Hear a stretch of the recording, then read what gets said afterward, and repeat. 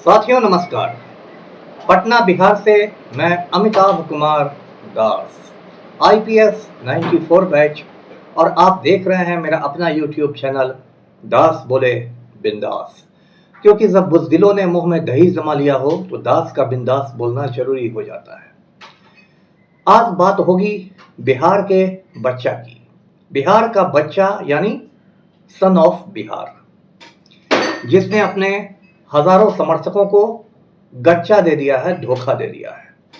बिहार के बच्चा का नाम है मनीष कश्यप, और ये वीडियो आप आखिर तक दिल थाम कर देखिए।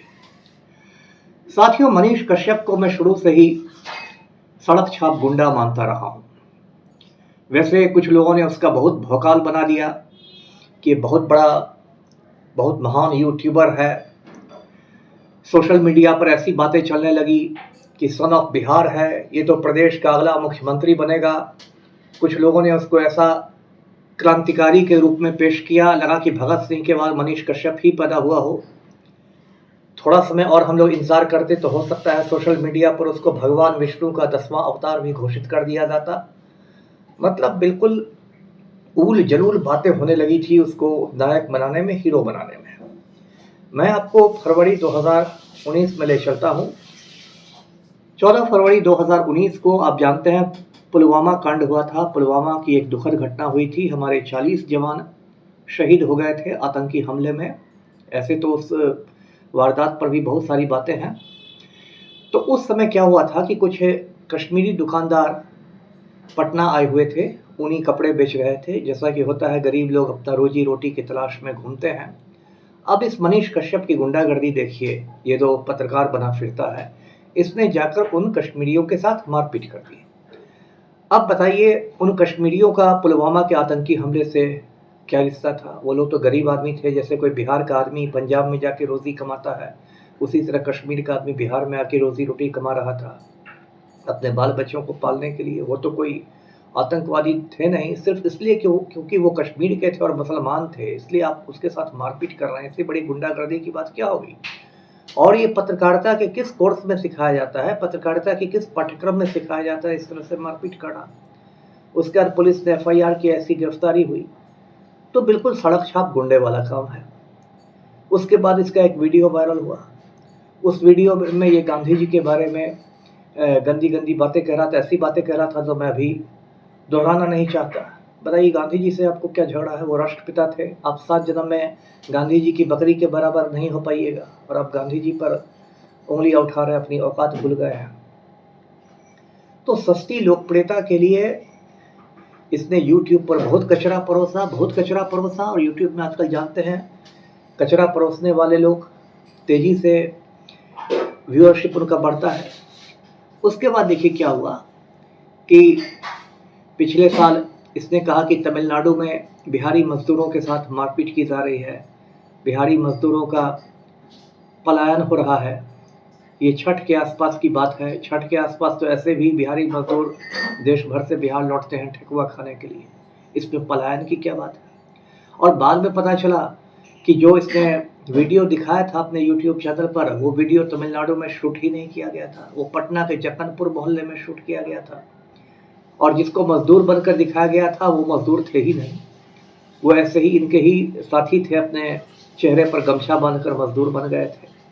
मतलब पूरा का पूरा फर्जी वीडियो था, जो एक सनसनी पैदा करने के लिए दिखाया गया था, एक व्यूअरशिप बढ़ाने के लिए दिखाया गया था। बाद में इस पर भी एफआईआर हुआ, इसकी गिरफ्तारी हुई।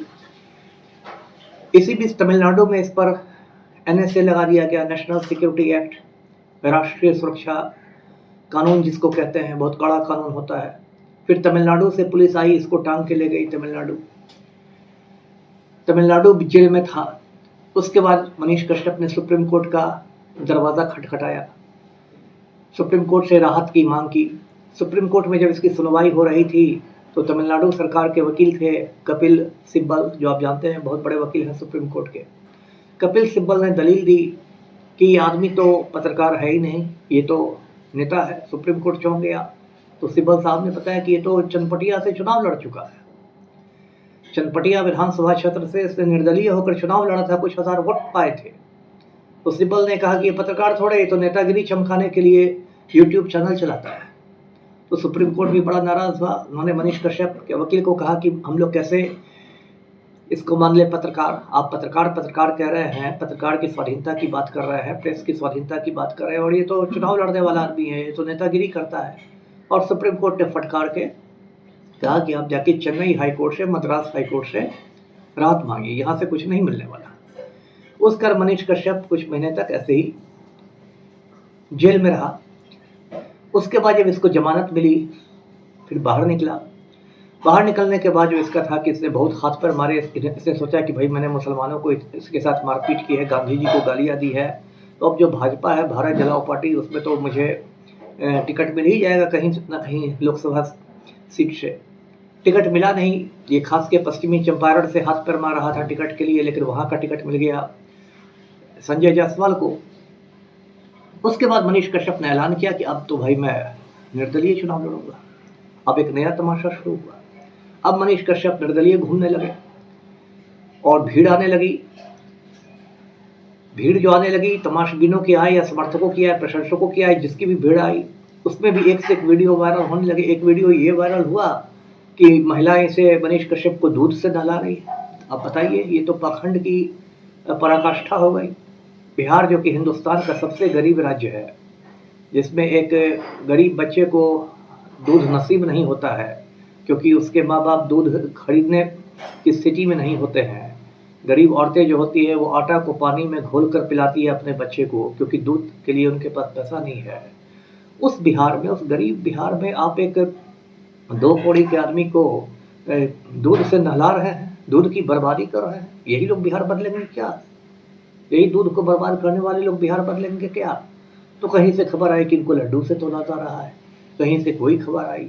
एकदम ये बिहार के स्वाभिमान की बात करने लगे कि बिहार को बदल दूंगा, बिहार को ऐसे बदल के रख दूंगा, हर जगह एक सहायता केंद्र शुरू करूंगा, ये करूंगा, वो करूंगा। मतलब इतना फेंकने लगे कि मोदी की शर्म आ जाए कि मैं क्या फेंकता हूँ जितना ये लड़का फेंक रहा है।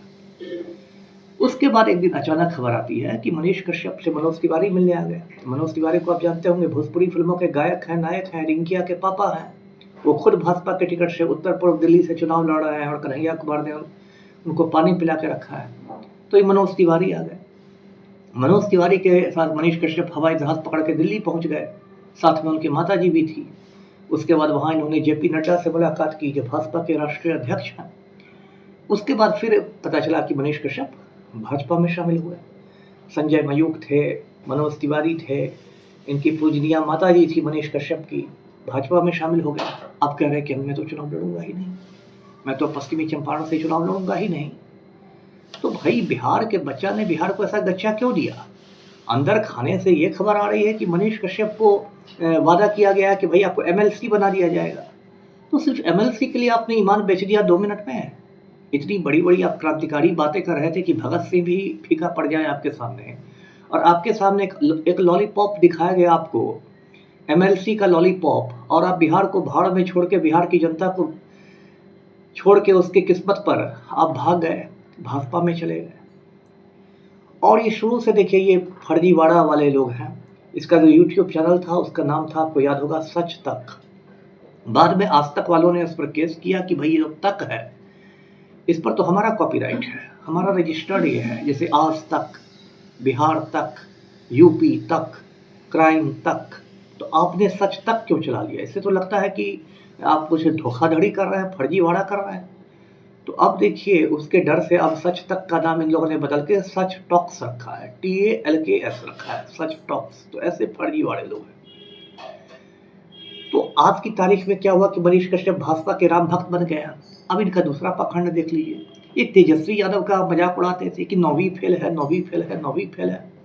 कोई मैं राजद का प्रवक्ता नहीं हो सकता है तेजस्वी यादव 9वीं फेल हो सकता है तेजस्वी यादव 7वीं फेल हो, 6ठी फेल हो, मेरा क्या जाता है। लेकिन जिस भाजपा में मनीष कश्यप गए हैं, उस भाजपा का नेतृत्व कौन कर रहा है? वो तो नरेंद्र मोदी कर रहा है, जो एक चाय बेचने वाला जाहिल आदमी है, जिसका नाम अरविंद केजरीवाल ने 4थी पास राजा रखा है। मोदी जी कौन ऑक्सफोर्ड यूनिवर्सिटी के टॉपर है? मोदी जी ने कौन कैम्ब्रिज यूनिवर्सिटी का मुंह देखा है? मोदी जी तो कहते रह गए कि भाई मैंने 1978 में 78 में दिल्ली यूनिवर्सिटी से ग्रेजुएशन किया था। लोगों ने कहा कि भाई डिग्री दिखा दो भैया, डिग्री दिखा दो। तो इनके पास तो कोई डिग्री ही नहीं है। और एक फर्जी डिग्री सोशल मीडिया पर वायरल हुई तो उसमें विषय का नाम लिखा हुआ था एंटायर पॉलिटिकल साइंस, समग्र राजनीति विज्ञान। जैसा विषय इस मतलब धरती पर है ही नहीं, इस प्लेनेट पर है ही नहीं। एंटायर पॉलिटिकल साइंस क्या होता है? और वो भी कहा गया कि 78 का सर्टिफिकेट है। उस समय सारी चीज़ें हाथ से लिखी जाती थी, उस समय ये कंप्यूटराइज्ड सर्टिफिकेट निकाल दिया बीजेपी IT सेल वालों ने। तो जिस मोदी जी के चरणों में आज मनीष कश्यप गए हैं, मोदी तो खुद चाय बेचने वाला जाहिल है, जिसने 4वीं तक भी ठीक से पढ़ाई नहीं की है, जो ऐसा जाहिल है कि बिना टेलीप्रॉम्प्टर देखे 2 लाइन बोल नहीं सकता है। एक बार टेलीप्रॉम्प्टर खराब हो गया तो मोदी ने कह दिया बेटी पढ़ाओ को बेटी पटाओ कह दिया।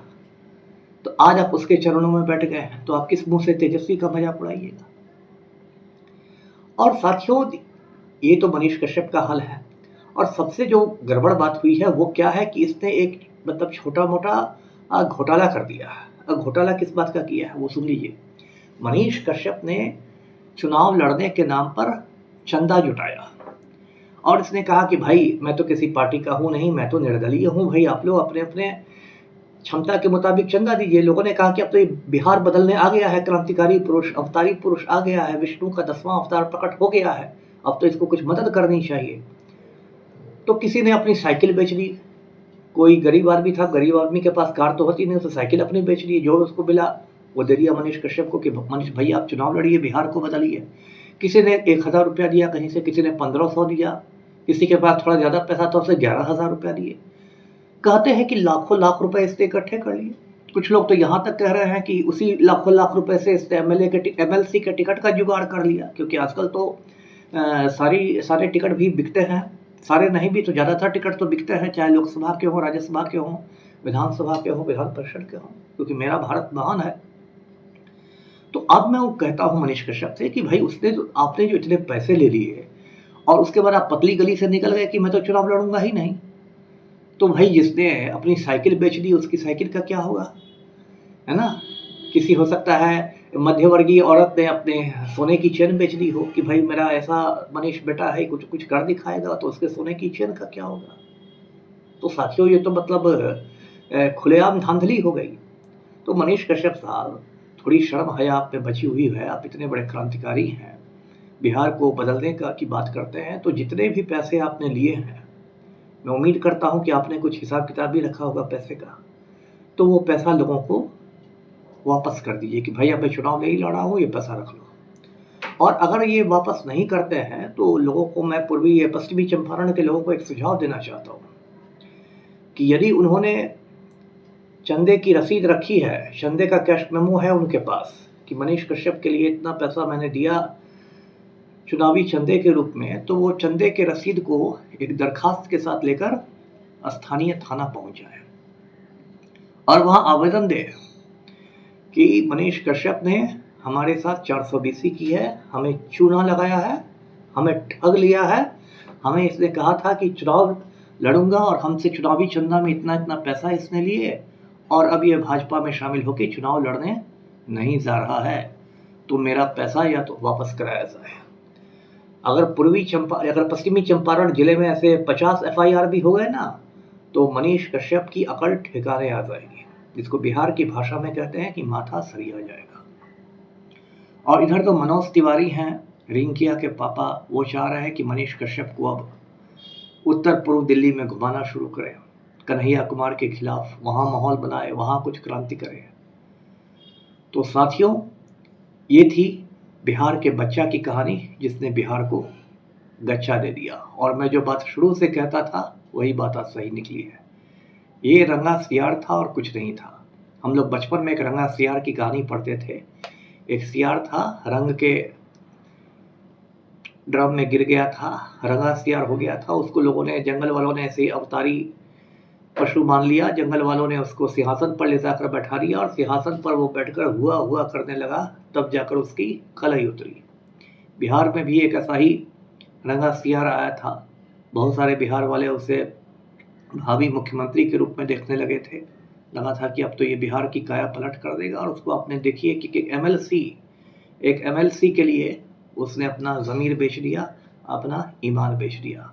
और इसके साथ ही एक बार पुनः ये बात साबित हो गई कि भाजपा दुनिया का सबसे बड़ा राष्ट्रीय दल नहीं है, दुनिया का सबसे बड़ा राजनीतिक दल नहीं है, जैसा कि भाजपा वाले दावा करते हैं। भाजपा दुनिया का सबसे बड़ा कूड़ादान है। इस कूड़ेदान में दुनिया के जितने लंपट, लुच्चे, धूर्त, मक्कार, थर्ड क्लास के लोग हैं, सब भाजपाई हैं, सब राम भक्त बन के भगवा चोला पहन कर घूम रहे हैं। तो मेरे इस वीडियो को लाइक कीजिए, शेयर कीजिए और चैनल को सब्सक्राइब कीजिए। धन्यवाद। जय हिंद।